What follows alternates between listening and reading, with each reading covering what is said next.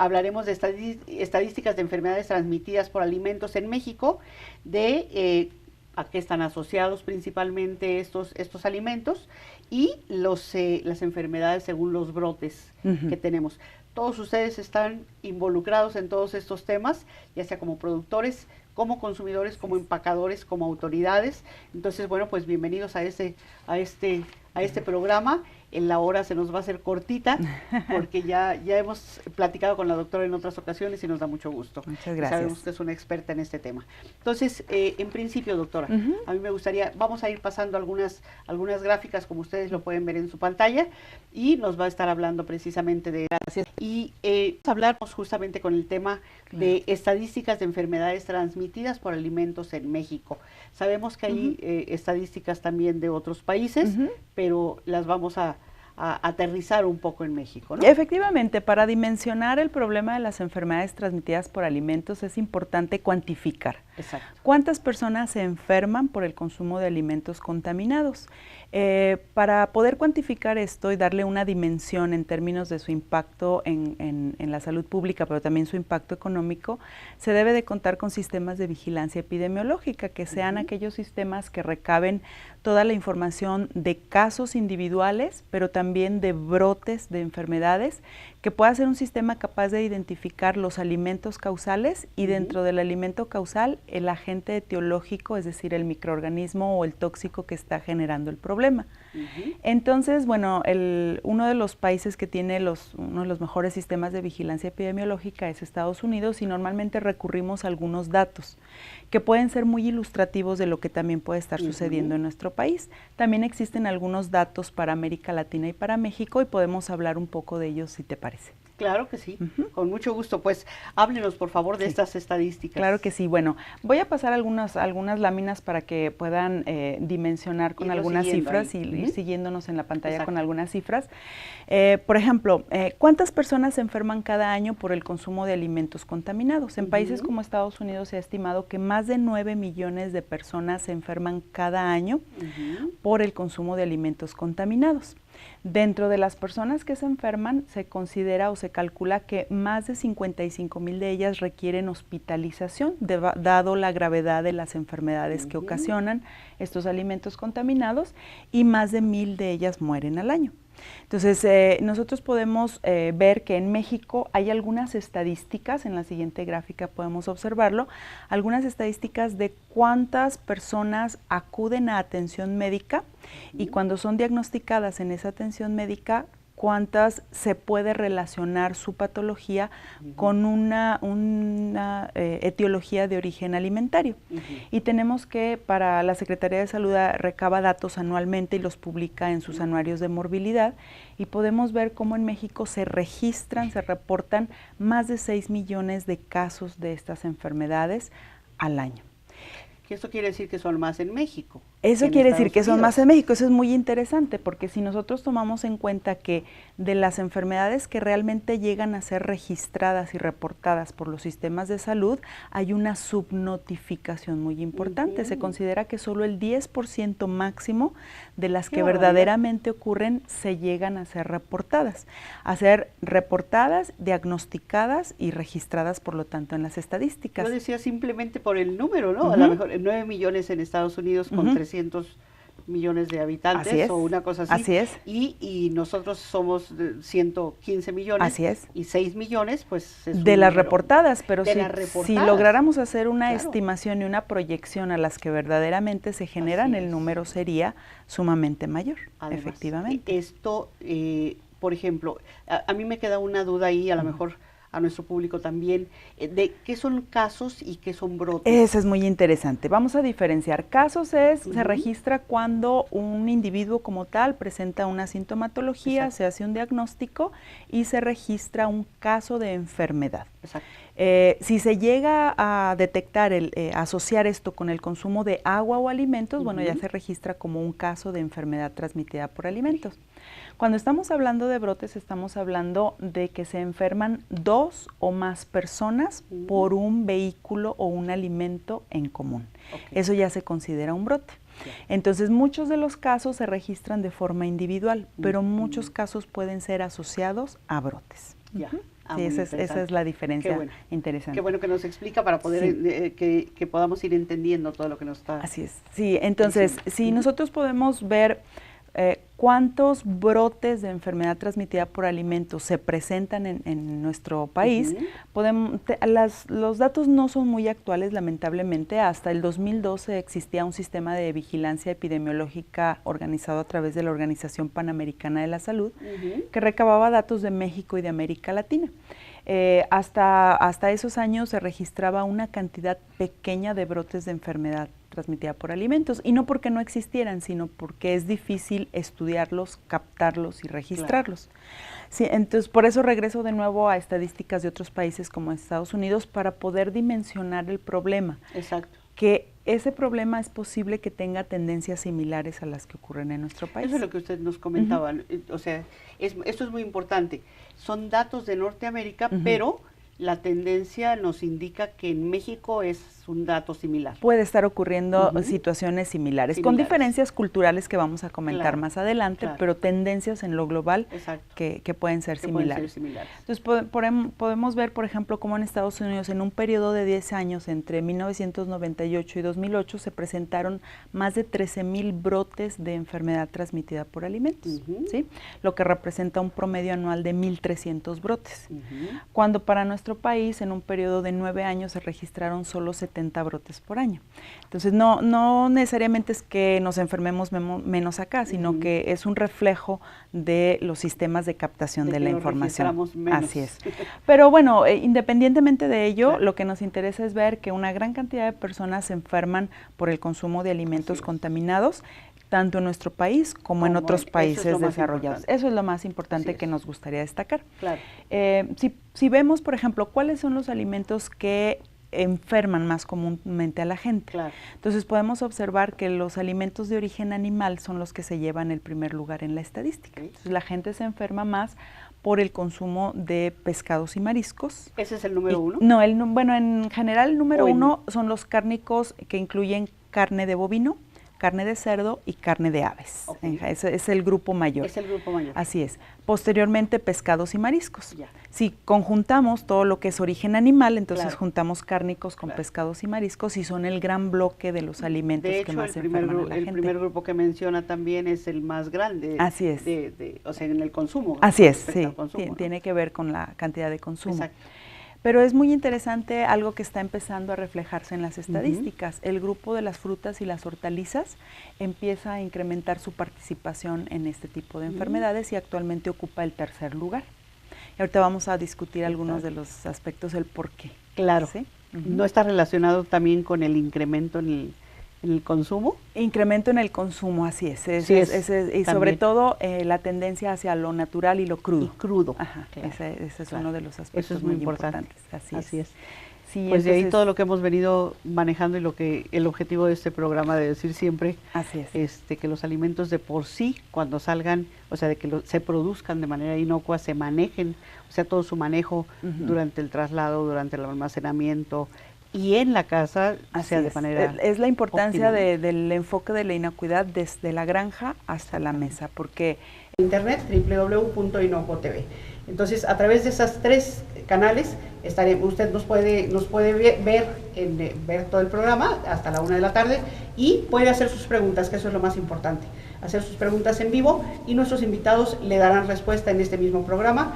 En caso de que no alcancemos porque el tiempo no nos sea suficiente, ellos nos harán favor de responderlas posteriormente. Pero esperamos sus preguntas entonces en este mismo programa. Y sin tardarnos más en presentarles a nuestros invitados del día de hoy, quiero decirle que tenemos la visita de la maestra en Desarrollo Local y Territorio, Celsa Cosío Ruiz, y el doctor Jesús Carlos Moret Sánchez. Ellos son investigadores de la Universidad Chapingo, en Jalisco, en Guadalajara. Precisamente, bienvenidos. Gracias. Gracias, buenos días, buenas tardes. Buenas tardes. Y el día de hoy vamos a hablar, yo les decía, que de un tema importantísimo para el país y para Jalisco.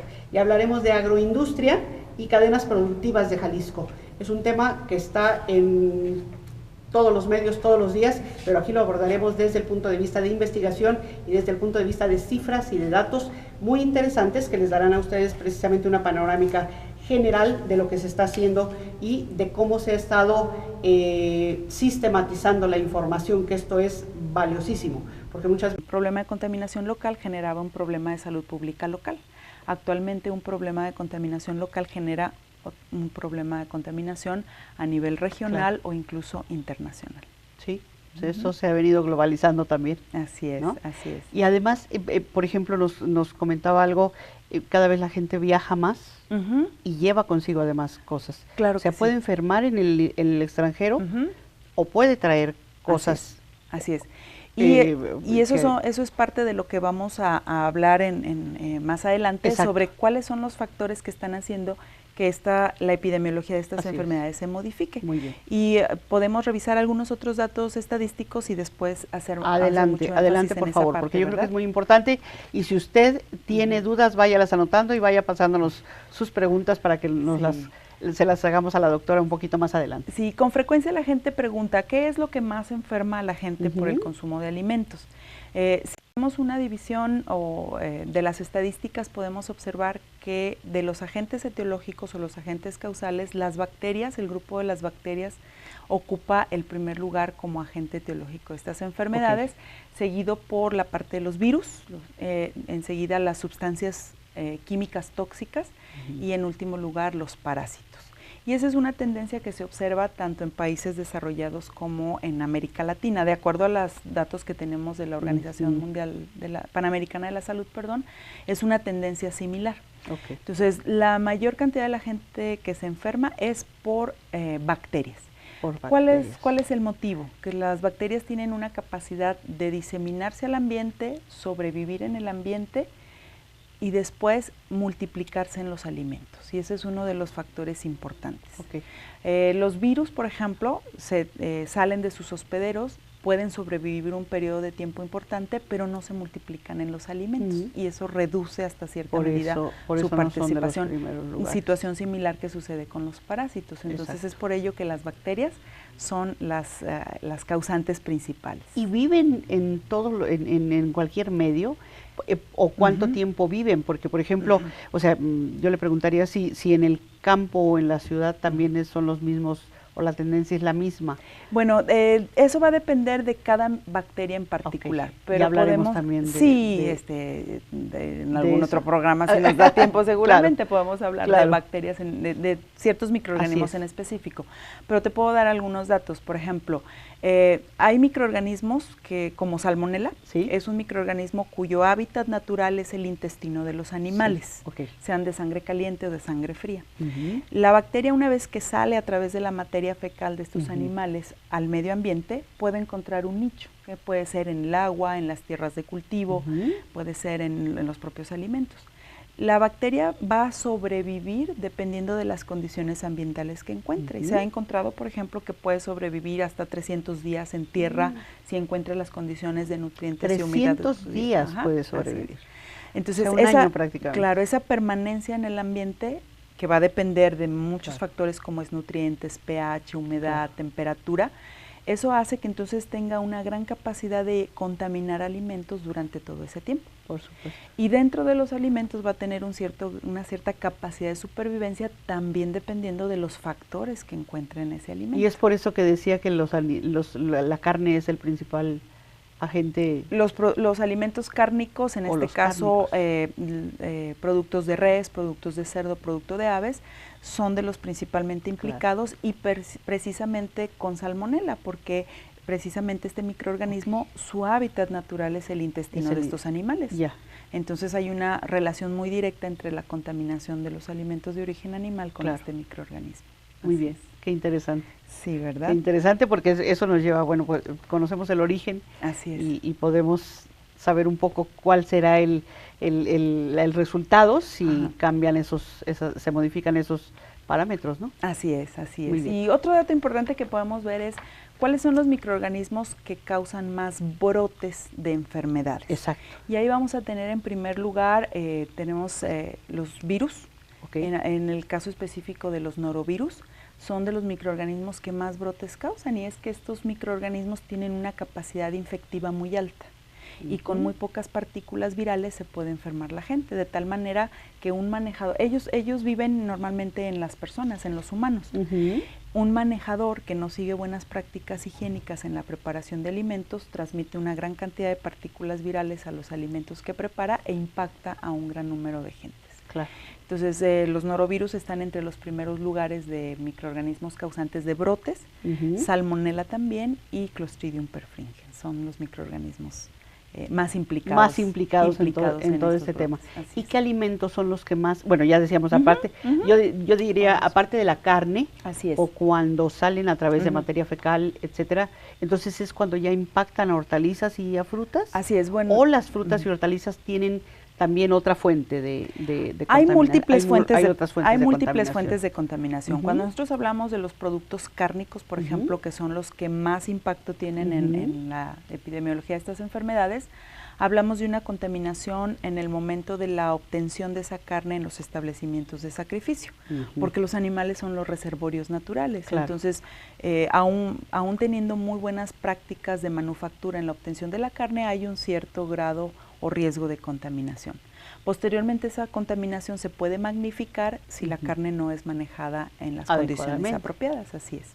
En el caso de frutas y hortalizas, el fenómeno de la contaminación es más multifactorial. En el caso del cultivo de frutas y hortalizas, la contaminación puede ser a través de tierras, la tierra contaminada, el agua de riego, el agua que se utiliza para dispensar los plaguicidas, los cosechadores, los animales que tienen acceso a los campos de cultivo, ya sean silvestres o domésticos, es multifactorial. Pero todo es a través del excremento. Básicamente porque mucho del origen de estos microorganismos es fecal. Hay algunos microorganismos que su origen es ambiental, como el caso de Listeria monocytogenes. Listeria monocytogenes es una bacteria ubicua en el ambiente. Entonces ella va a ingresar a los alimentos a través de contaminación por tierra, polvo, contacto con superficies. Entonces ya cuando queremos hablar de particularidades de alimentos y microorganismos, bueno, hay mucho que discutir al respecto de cada alimento y cada microorganismo en particular. Qué interesante. Sí, así es. Sí, adelante, perdón. Podemos ver, por ejemplo, tenemos un gráfico que si podemos pasarlo en pantalla sobre los brotes de enfermedades transmitidas por alimentos en América Latina. Exacto. Aquí podemos ver una singularidad muy interesante. El primer grupo causal de enfermedades transmitidas por alimentos son los pescados y mariscos, dada mucha nuestra cultura al consumo de estos productos sin cocción, el consumo de productos crudos. Claro. Eso tiene un impacto directo. Así es, el tipo ceviches u ostras, ostiones, almejas, este tipo de productos. Tenemos después que el agua en nuestros países, el problema del agua es muy importante por la falta de sistemas de saneamiento adecuados, entonces el agua tiene un impacto muy fuerte en transmitir enfermedades. Posteriormente tenemos las carnes, otra vez, el grupo de los cárnicos, y después aparecen los lácteos, porque en países latinoamericanos, por supuesto México, tenemos una cultura del consumo, lamentablemente, del consumo de lácteos no pasteurizados. No pasteurizados, claro. Entonces aquí vamos a tener un impacto. Quesos de leche cruda.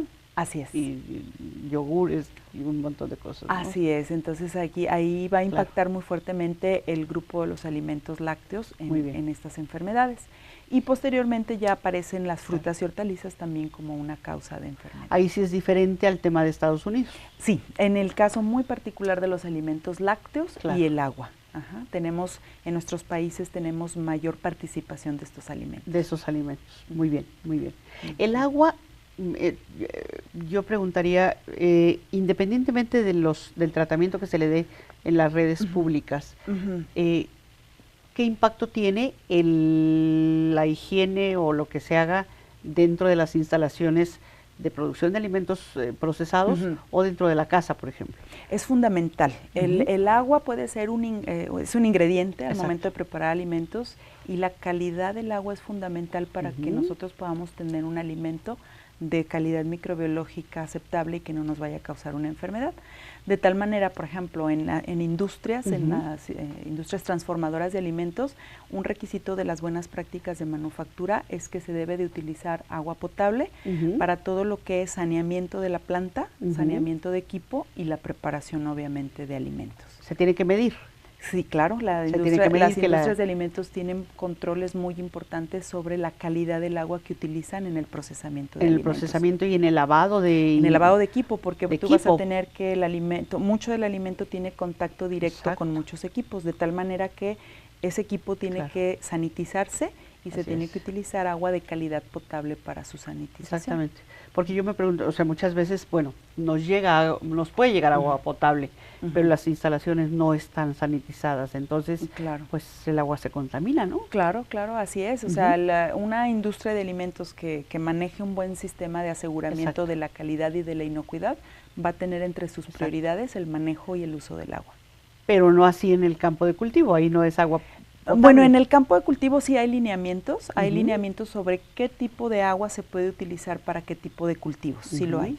Entonces, en el caso de frutas y hortalizas que van a ser destinadas al consumo en fresco, hay normas oficiales que establecen qué tipo de agua se puede utilizar, se tiene que monitorear su calidad a través de análisis microbiológicos y se utilizan también sistemas de riego que minimicen el contacto del agua con las hojas cuando son, por ejemplo, hortalizas de hoja, lechugas, espinacas que se van a consumir directas, crudas. Se utilizan sistemas de riego que minimicen el contacto del agua con las hojas. Entonces, qué interesante, pero esto influye también en lo que usted decía al principio, en los hábitos por país, ¿no? Así es. Porque hay países que consumen más cosas crudas que otros. Así es. O, por ejemplo, que nosotros estamos acostumbrados a quitar la cáscara de muchas cosas, últimamente menos, creo. Sí, por la promoción que hay hacia el consumo de fibra. Pero entonces en otros países se consumen tal cual, o le quitan la cáscara y entonces es diferente el impacto, ¿no? El impacto puede ser diferente, pero en general, mientras sean frutas y hortalizas que se consuman frescas o crudas, van a llevar implícito un cierto riesgo. Exacto. ¿Cómo se va a poder minimizar ese riesgo? A través de que sean productos producidos bajo esquemas de buenas prácticas agrícolas. Exacto. En el caso de México, bajo sistemas de reducción de riesgos, certificados a través de las instituciones, el SENACICA en particular. Eso es la norma 251. No necesariamente, es todo un programa de certificación que se conoce el sistema de minimización de riesgos, donde las empresas que producen frutas y hortalizas frescas bajo estos sistemas de minimización de riesgos reciben una certificación del SENACICA por cumplir con una serie de lineamientos basados en las buenas prácticas agrícolas. Exacto. Y eso es lo que nos va a permitir reducir o minimizar el riesgo de contaminación. No lo vamos a poder evitar al 100%. Claro. No hay manera de garantizar al 100% la inocuidad de frutas y hortalizas frescas, pero podemos minimizarlo la máximo. Exposición al consumidor. Claro. Así es. Pero lo más importante es saber también, yo no tenía conocimiento y yo creo que muchos de nuestros invitados o nuestros radioescuchas o que están viendo el programa tampoco, el que se pudiera o tuviera que tratar con agua distinta las hortalizas y frutas que se comen crudas y las que no. Bueno, sí, por ejemplo, más que nada hay estándares, digamos, para el tipo de agua dependiendo de su uso agrícola. Entonces, se pueden utilizar ciertos tipos de agua con cierta calidad para lo que es el cultivo, por ejemplo, de leguminosas como maíz, que tienen otro destino y otro uso porque no son para consumo en crudo. ¿No? Así se van a hervir, Lo ideal, obviamente, en un mundo ideal sería ideal utilizar agua potable para todo, porque eso cortaría ciclos de transmisión de microorganismos, pero no es costeable. Sabemos que no es costeable utilizar agua potable para todo el tratamiento de las aguas residuales no es a potabilizar. No necesariamente. Hacerlas útiles para por ejemplo, para la agricultura. Así es. Y bueno, mucha de la agricultura utiliza más que nada agua de pozos. De pozo. Se utiliza agua reservorios naturales, como pueden ser ríos, pero la calidad microbiológica, si se va a utilizar agua de estas fuentes naturales, hay que monitorear y tiene que cumplir entonces con los requisitos. Y si no, se agregan. Si no, se tiene que tratar. Así es, se tiene que recibir un tratamiento previo antes de su utilización para fines agrícolas. Muy bien. Adelante, doctora. Sí, muy bien. ¿Tiene más gráficas interesantes? Sí, tenemos algunos datos interesantes. Datos de brotes, por ejemplo, en América Latina, y vamos a ver que la tendencia correlaciona con los datos de Estados Unidos, que las bacterias son los principales agentes causales de brotes también, seguidos en este caso por sustancias tóxicas, que puede incluir tanto residuos químicos como residuos de plaguicidas o biotoxinas, por ejemplo, biotoxinas marinas. Y los virus también participan de manera muy importante. Entonces son tendencias similares, si bien los datos no pueden ser completamente equiparables, son tendencias similares. Similares. Sí, así es. Con estos datos también podemos ver cómo Salmonella es uno de los microorganismos mayormente implicados. Así es. En todas partes, prácticamente. Staphylococcus aureus también es otra bacteria muy importante que participa en brotes, dado que tiende mucho a contaminar alimentos que son altamente manipulados por el hombre, porque somos los portadores naturales de esta bacteria. Microorganismos, este microorganismo accesa a los alimentos por la contaminación humana, y si se permite que se den las condiciones para que se multipliquen los alimentos, es cuando puede generar intoxicaciones alimentarias. Muy bien. Una pregunta. Sí. Hay mucha gente, tanto en la producción o en el empaque, o en el procesamiento, o en los restaurantes o en los lugares donde se preparan comidas, no lo hacen con las manos, sino con guantes, por ejemplo, con guantes plásticos. Pero yo veo que manipulan cualquier cantidad de cosas con los guantes. Así es. Y es exactamente lo mismo. Bueno, sí, el mal uso de los guantes es el que va a generar un riesgo. Es decir, el guante está destinado a ser una barrera física entre la piel y el alimento que se está preparando. Porque precisamente Staphylococcus aureus vive sobre nuestra piel y sobre y en nuestras mucosas, mucosa nasal, mucosa orofaringea.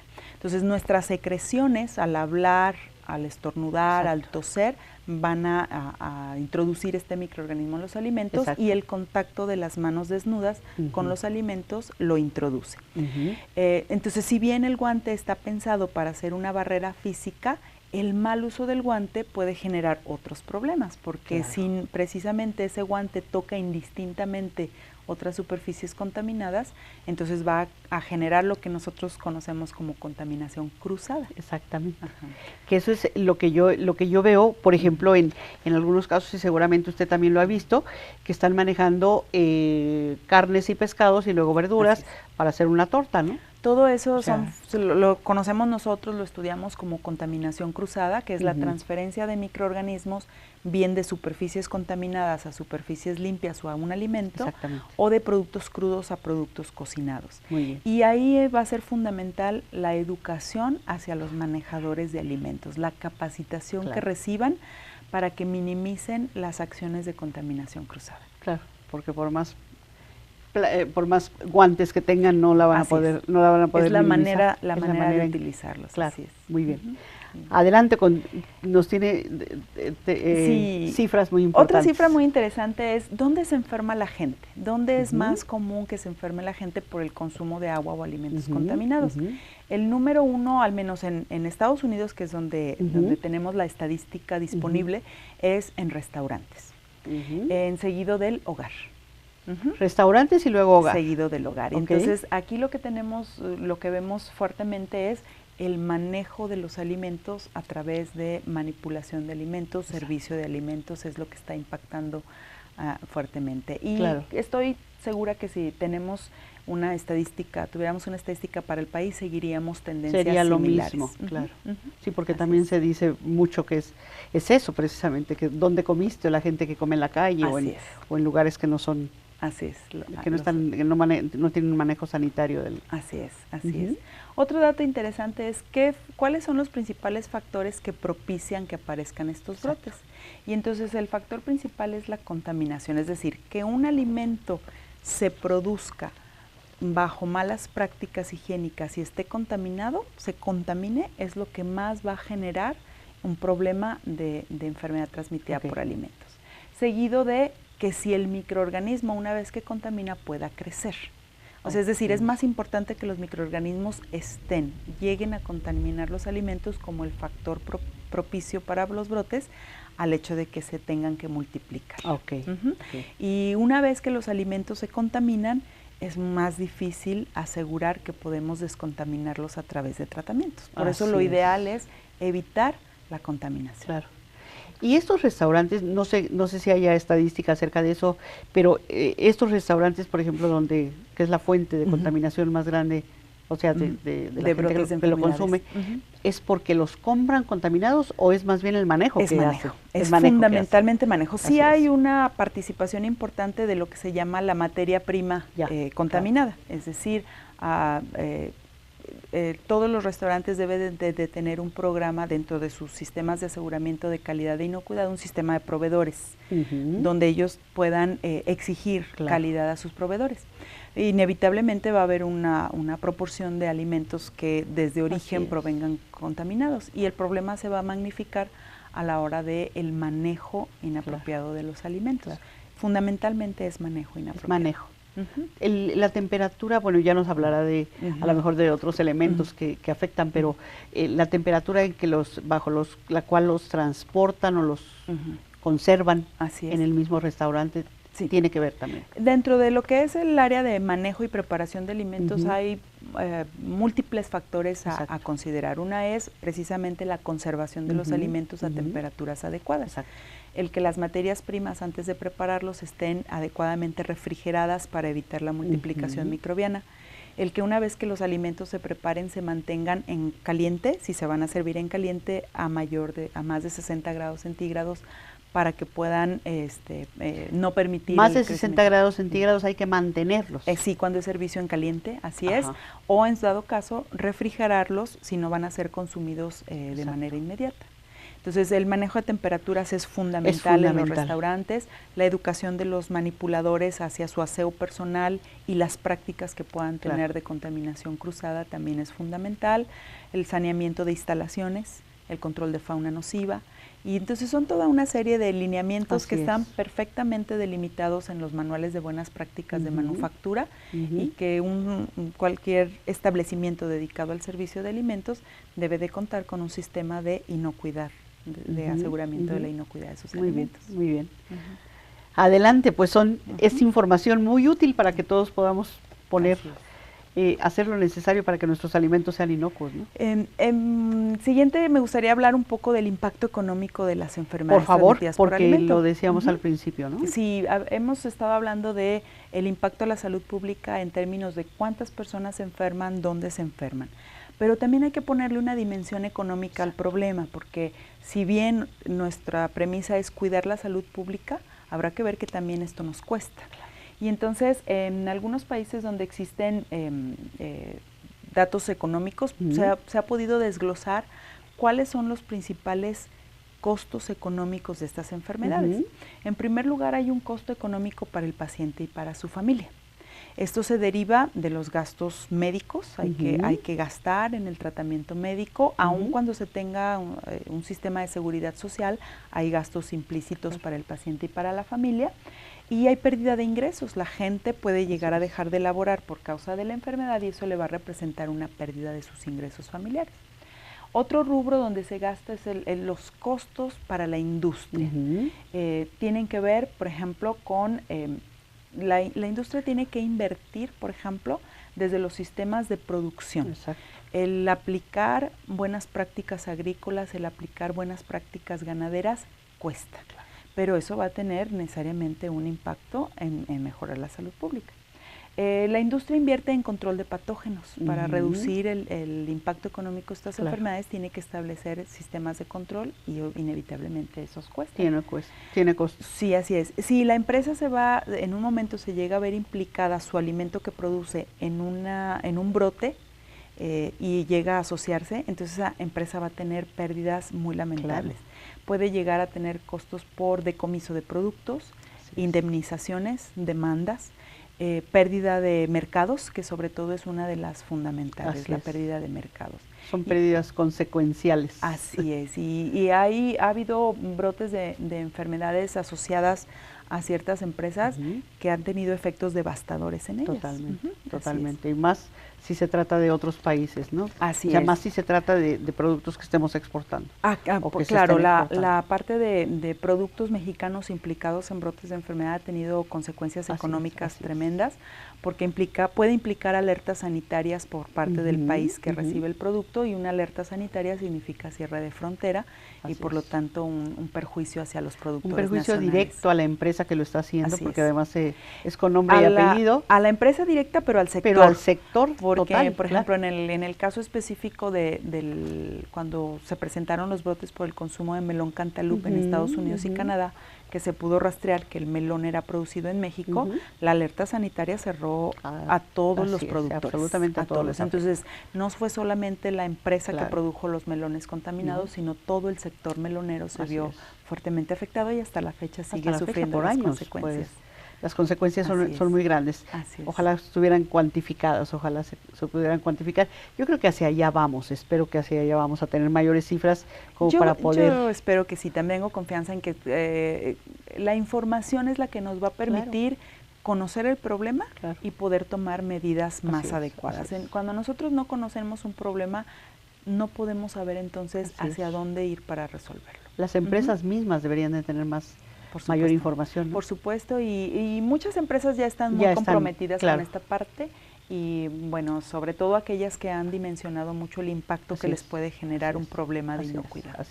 La tercera parte de los costos son para el gobierno. Así es. Entonces, estas enfermedades le cuestan al gobierno porque le cuestan los sistemas de seguridad social, le cuesta la vigilancia epidemiológica que hay que tener sobre estas enfermedades, le cuesta también investigar los brotes, las causas, investigar medidas de control. También a los gobiernos les cuesta las campañas que se hacen, las campañas en medios que se hacen para este fin, ¿no? Claro, y rápidamente, solo para ponerle un poco de dimensión económica, tengo datos de 2 países al menos que son los que conozco con datos de cifras.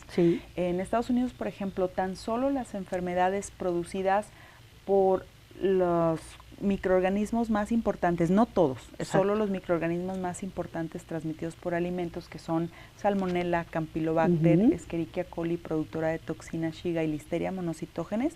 Tan solo las enfermedades causadas por estos microorganismos les cuesta a ese país más de $6,000 millones al año. $6,000 millones al año. Así es. Y esos gastos son fuertemente gastos por médicos. Y gastos por impacto a la industria. Claro. Así es, son fuertemente los costos. Así es. No, adelante, ahorita le pregunto. En países como Argentina, donde se hizo un estudio específicamente en este país, y que pudiera un poco semejar más lo que pudiera ser nuestra realidad de países latinoamericanos, se hizo un estudio, y en el 97 se estimó, por ejemplo, que en ese país los costos derivados de las enfermedades transmitidas por alimentos ascendían a más de $75 millones en un año. En un año. En un año, así es. Entonces, los costos son enormes, ¿no? Así es, los costos. Y nos cuestan a todos. Estos costos que te estoy hablando, en el caso de Argentina, de $75 millones, son solo gastos médicos. No incluye hospitalización o gasto de atención médicas, hospitalizaciones y disminución de ingresos familiares, nada más. Aquí no se incluye la parte del impacto a la industria. A la industria, pero tan solo la incapacidad y toda esa parte también es muy alta. Entonces, si estamos hablando que tan solo por estos rubros son más de $75 millones al año. Al año. Sí. Si pudiéramos nosotros invertir cifras similares, pero para promover la inocuidad, entonces sería mucho más económico. Claro, estaríamos reduciendo el problema de salud pública, estaríamos reduciendo la afectación a las personas, estaríamos reduciendo estos costos y destinar nuestros recursos mejor a la prevención. Exactamente, cuando se destinan a la prevención es más rentable, ¿no? Siempre. Es inversión. Sí, así es inversión productiva, en lugar de ser un gasto o de ser una pérdida, ¿no? Muy bien. ¿Cuáles, ya decíamos cuáles son los principales alimentos? ¿Cuáles son? Bueno, y yo lo invito antes que nada, ahorita, antes de pasar al siguiente tema, a que si tienen preguntas nos las haga llegar, porque estamos en la recta final del programa. Entonces, todas sus preguntas, dudas y comentarios, por favor, a través de las redes sociales, que son, se las repito, Twitter, @inocuotv, Facebook, www.facebook.com/inocuo.tv, y a través de nuestra página de internet www.inocuotv. Entonces, a través de estas redes sociales, escríbanos y pregúntele a la doctora cuáles son sus dudas, comentarios y o casos que haya tenido, así es, ¿no? Aportaciones, experiencias. Así es. Muy bien. Pues acerca de precisamente casos de enfermedades. ¿Cuáles son los casos de enfermedades asociadas a brotes? Que dijéramos, o sea, ¿qué es lo que a la gente le pasa? Muy bien, depende del microorganismo, es decir, cada microorganismo genera un tipo de enfermedad diferente. Entonces, si nosotros estamos hablando, por ejemplo, que Salmonella es uno de los principales microorganismos causantes de brotes de estas enfermedades, nosotros podemos distinguir dos tipos de enfermedades producidas por Salmonella. Salmonella es una bacteria muy interesante. Existen más de 2.500 tipos diferentes de Salmonellas. Nada más. Basadas en diferencias de sus estructuras, pero también de su comportamiento. Entonces, puede generar dos cuadros clínicos distintos dependiendo del tipo de Salmonella que sea el que infecte. Los serotipos de Salmonella se divide en estos 2.500 serotipos, y los serotipos TIFI y paratifi son los que generan un cuadro clínico más severo, lo que conocemos como tifoidea, fiebre tifoidea. Esta enfermedad es un poco más severa porque la bacteria ingresa a través del consumo de agua o alimentos contaminados, coloniza el intestino del hospedero, del paciente, pero tiene capacidad para penetrar y diseminarse en el organismo y alojarse en algunos órganos del cuerpo, como la vesícula biliar, en donde puede permanecer muchos años alojada y estar generando en la persona recaídas constantemente en función de su sistema inmunológico. Entonces, si me preguntas qué ocasiona entonces en este caso particular de Salmonella, puede ser tifoidea o puede ser salmonelosis. La salmonelosis es la infección ocasionada por los otros serotipos que no son tifi y que no son esta. La salmonelosis es afortunadamente más leve, pero en algunas personas, dependiendo de su condición fisiológica, puede ser grave. La salmonelosis es una infección gastrointestinal con una autolimitante normalmente, no requiere tratamiento médico, pero en personas susceptibles sí puede requerir un tratamiento y una hospitalización. Cuando hablamos de personas susceptibles, pues hablamos de niños, hablamos de ancianos, adultos mayores, o hablamos de personas con condiciones médicas que les predisponen una inmunodeficiencia. A lo mejor gente con cáncer o con... Así es, diabetes, cáncer, o una inmunodeficiencia adquirida. Exactamente. Así es. ¿Y los demás, las demás enfermedades?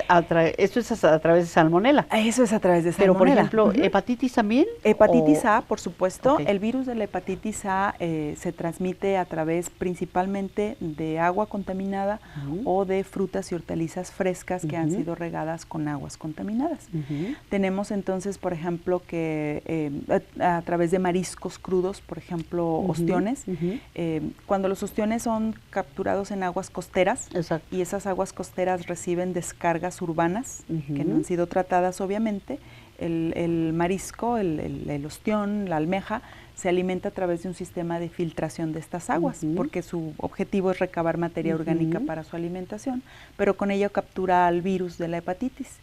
Y el consumo entonces de estos productos crudos, que es muy común en nuestra cultura, va a generar entonces la transmisión de este virus. ¿Y el limón no mata nada de eso? Por supuesto que no. Que se cree que sí, ¿no? Es un mito, es un gran mito que es muy importante, me da mucho gusto que lo menciones, porque sí puede ser un espacio para recordar que ni la adición de limón, en este caso para los pescados y mariscos crudos, ceviches, ostiones, almejas, ni la adición de limón ni la adición de sal tiene ningún efecto sobre los microorganismos. Por lo tanto, la única manera de asegurar su inocuidad es a través de su cocción completa. No consumirlos frescos. No consumirlos crudos. Crudos. Crudos, sobre todo si no sabemos el origen. Si no sabemos el origen, viene, por supuesto, porque hay ya muchos sistemas de acuacultura con sistemas de certificación de inocuidad que nos pueden proporcionar un alimento seguro, pero mientras no tengamos garantía de su origen, así es. Y entonces, bueno, eso es en cuanto al virus de la hepatitis A. Exactamente. Tenemos otros microorganismos muy importantes como lo es Listeria monocytogenes, que se transmite fundamentalmente a través de alimentos lo que le llamamos listos para consumo. Aquellos alimentos que ya fueron procesados, ya se les dio un tratamiento térmico y el consumidor los va a adquirir en el supermercado, en el establecimiento de servicio y ya no le va a dar un tratamiento térmico en casa. Tal cual los va a consumir. Muchos de ellos son, por ejemplo, jamones, salchichas, embutidos o productos deli que ahorita están muy de moda, los sándwiches preparados, empacados, listos para consumo. Es una cantidad de cosas, ensaladas y una cantidad de cosas que se venden ahora listas para consumir. Si este microorganismo logra ingresar después del tratamiento térmico del alimento y logra sobrevivir e incluso multiplicarse, puede llegar a afectar a personas. Afortunadamente, adultos sanos no sufren graves consecuencias, personas inmunocomprometidas y lamentablemente, por ejemplo, es una bacteria que tiene la tasa de mortalidad más alta, puede llegar la mortalidad hasta el 50%. El 50% de los casos pueden llegar a ser fatales de listeriosis, así es. ¿Qué tal? Pues entonces mucho cuidado con lo que se compre en esas condiciones. Y lamentablemente las condiciones de vida o de trabajo o de rapidez y del ritmo de vida en las ciudades, pues orilla mucho a eso, ¿no? Que ese es la parte del siguiente tema que podemos abordar, que es qué factores están contribuyendo a que la forma en que se comportan estas enfermedades esté cambiando. Entonces, uno de los factores que propicia que estemos observando cambios en las ETAs, que les digo ETAs, enfermedades transmitidas por alimentos, es, por un lado, el aumento de poblaciones susceptibles. En la medida en que están cambiando las pirámides poblacionales, estamos teniendo mayores personas susceptibles. La otra es los cambios en los hábitos de consumo. Entonces, actualmente la población, por la dificultad o de la vida en las ciudades grandes, la conveniencia tiende al consumo de alimentos más fuera del hogar, preparados ya sea en restaurantes o establecimientos de servicio, o alimentos listos para consumo. Entonces esto está generando un cambio, entonces vamos a ver más microorganismos asociados con ese tipo de alimentos, los que están impactando más. Claro. Otro cambio muy interesante en los hábitos de consumo es que hay una tendencia muy clara hacia un aumento en el consumo de frutas y hortalizas frescas. Esto se ha visto a raíz de que precisamente las instituciones de salud están promoviendo más su consumo por sus efectos benéficos, que son indudables. Claro. El aporte de fibra, el aporte de antioxidantes o de sustancias benéficas para la salud es innegable. Así es. Pero aunado al aumento de frutas y hortalizas frescas va de la mano el aumento en las enfermedades transmitidas por estos, porque no podemos garantizar su inocuidad. No podemos garantizarla, y hay algo que se puede hacer en el hogar, o sea, el lavarlas, porque estamos acostumbrados a lavarlas, a cepillarlas, a ponerlas en bactericidas o desinfectantes. ¿Esto puede ayudar? Puede minimizar. Puede minimizar los riesgos, no podemos dar una garantía total. En el caso de frutas y hortalizas frescas, que son todo un tema, y si gustas en un programa posterior podemos hablar al respecto, es una diversidad tan grande de productos y cada producto tiene una característica distinta de su topografía, las características superficiales, su pH, su composición química, que genera un ecosistema distinto para los microorganismos.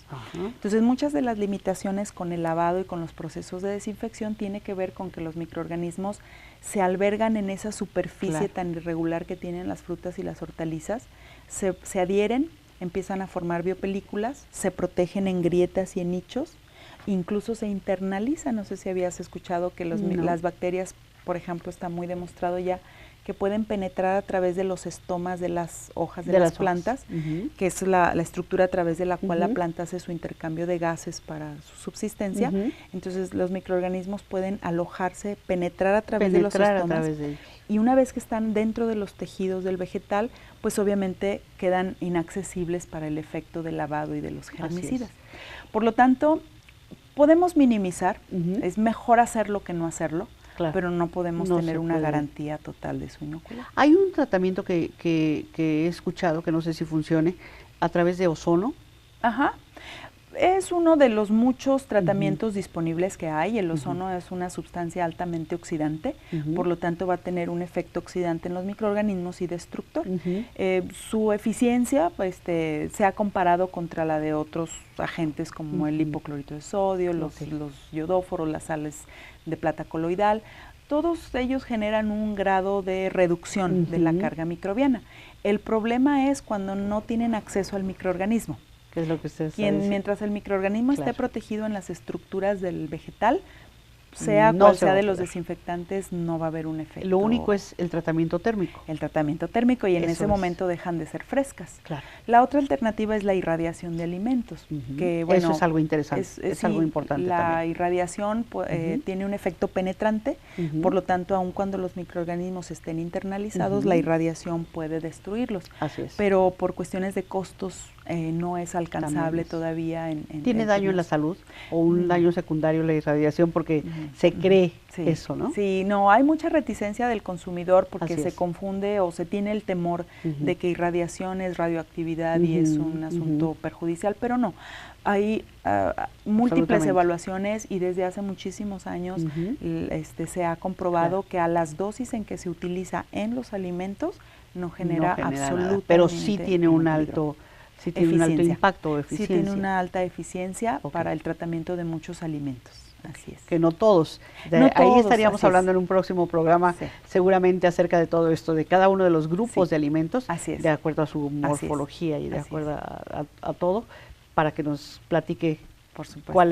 cuál es entonces, por supuesto que producirlos de la mejor forma, yo creo que es la prevención, el minimizar la contaminación va a ser siempre la primera línea de defensa y de las más eficaces, porque siempre, una vez que ingresan a los alimentos, va a ser difícil deshacerse de ellos. ¿Y cómo en México, por ejemplo, también los hábitos de consumo o los hábitos de compra son distintos? Por ejemplo, ¿es mejor o qué propicia más enfermedades transmitidas por alimentos, el que se compren a diario, se refrigeren o se conserven?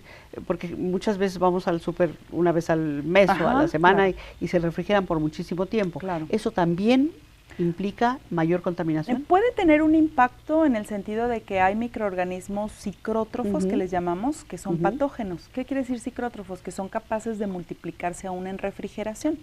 En el momento en que se multipliquen aún en refrigeración, incrementan su número y más fácilmente alcanzan la dosis infectante. Es el caso muy particular de Listeria monocytogenes, esta bacteria de la que hablábamos que tiene una mortalidad muy alta. Entonces, si esta bacteria contamina un alimento y ese alimento lo refrigeramos durante mucho tiempo, va a tener posibilidades de incrementar su número y tener más probabilidades de causar una enfermedad. Entonces, bueno, el refrigerar mucho tiempo los alimentos tendría un impacto, pero solamente en aquellos microorganismos que sean capaces de multiplicarse en refrigeración, que no son todos los patógenos. No son todos los patógenos. Así es. Ok, y luego, en la parte de no todo se refrigera. Aquello que no se refrigera tiene más posibilidades de tener problemas. Claro. Ejemplo, plátanos y papayas y aguacates, por ejemplo, ¿no? Claro, bueno, siempre la refrigeración va a ser una barrera de control. Siempre, entonces, en la medida en que sean alimentos que puedan refrigerarse, que no dañen su calidad tan drásticamente como es el caso del plátano, en la medida en que sean alimentos que puedan refrigerarse, la mejor medida o una de las medidas importantes es la refrigeración. La conservación a bajas temperaturas. Muy bien. Bueno, habrá alimentos que se dañen con la refrigeración en términos de su calidad, pero afortunadamente, por ejemplo, suelen ser alimentos con un historial de bastante buena inocuidad porque las características del alimento los protegen. Como el caso del plátano. Así es. La cáscara lo protege, ¿no? Así es. Muy bien. Doctora, pues estamos a 2 minutos de terminar. Entonces, a 5 minutos, perdóneme, a 5 minutos de terminar, pero de todas maneras van a ser es muy poco tiempo. Entonces, a mí me gustaría preguntarle, ¿qué otros datos nos podría dar acerca con toda esta investigación y toda esta información con la que usted trabaja día a día? que pudieran servir a nuestra audiencia. Bueno, me gustaría hablar de algunos otros factores que están propiciando cambios en las enfermedades. Sí. Entonces mencionamos el aumento de poblaciones vulnerables, mencionamos los cambios en los hábitos de consumo. Sí. Otra es la globalización de mercados. Entonces, en este momento existe una gran tendencia a la globalización de mercados. Sí. Contamos con productos, en este caso, por ejemplo, frescos, en cualquier época del año, porque si no se producen localmente, se traen de un país en donde haya producción en ese momento.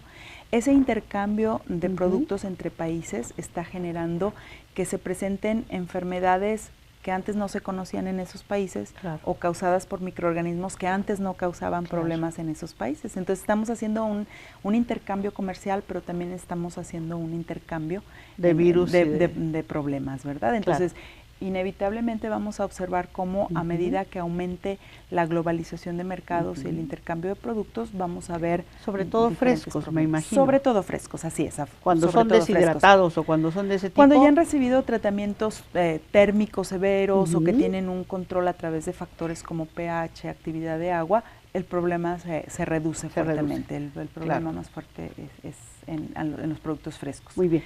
Y finalmente otro cambio que me gustaría mucho generar la inquietud es el cambio climático. Hay una tendencia a asociar cambio climático con incremento en este tipo de enfermedades, porque es bien sabido que hay una tendencia al repunte de enfermedades transmitidas por alimentos conforme aumenta la temperatura. Se presentan más casos de enfermedades en época de verano, precisamente por el aumento de la temperatura ambiental. Entonces, en la medida en que se pueda ver un aumento de la temperatura por efecto del cambio climático, se puede esperar una tendencia al aumento de estas enfermedades. Y esto se dice, ¿cuántos grados son los que ha aumentado? Pero en realidad bueno, hay no soy experta en el área, pero hay discrepancias, hay personas que hablan de un incremento de 1 o 2 grados, pero aún esa mínima implica es un impacto tremendo. Impresionante. Así es. Muy bien. Doctora, pues el tema, por supuesto, da para mucho más y ya nos platicará, ya le invitaremos en una próxima oportunidad, por supuesto, a platicarnos de estas cosas más específicas. Hoy hablamos un poco más de generalidades, a pesar de que la doctora aportó datos muy interesantes y muy importantes para, pues que nos dicen a nosotros cómo estamos y qué hacer, ¿no? Dimensionar, sobre todo es importante dimensionar el problema. Dimensionar el problema desde diferentes puntos de vista de enfermedad como tal, y de resultados en la economía, tanto de la empresa como de la persona, como del gobierno, pues en el impacto económico que esto puede tener, ¿no?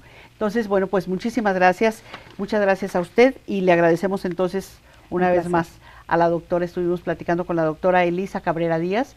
Ella es investigadora del Centro Universitario de Ciencias Biológicas y Agropecuarias del CUCBA de la Universidad de Guadalajara. Muchísimas gracias por acompañarnos el día de hoy. ¿Nos quisiera dar algún correo, teléfono? Por supuesto. Si alguien tiene alguna duda, comentario, puede hacerlo a través de nuestras redes sociales, pero también directamente. Claro que sí, mi correo electrónico es ecabrera@cucba.udg.mx. ecabrera@cucba, cucba.udg.mx. Muy bien. U de la letra G, para que no esté familiarizado con este nombre. Le agradecemos muchísimo su compañía el día de hoy y lo esperamos en un programa más de Bases. Yo soy Silvia Torres, el próximo martes en punto de las 12 del día. Gracias y hasta pronto.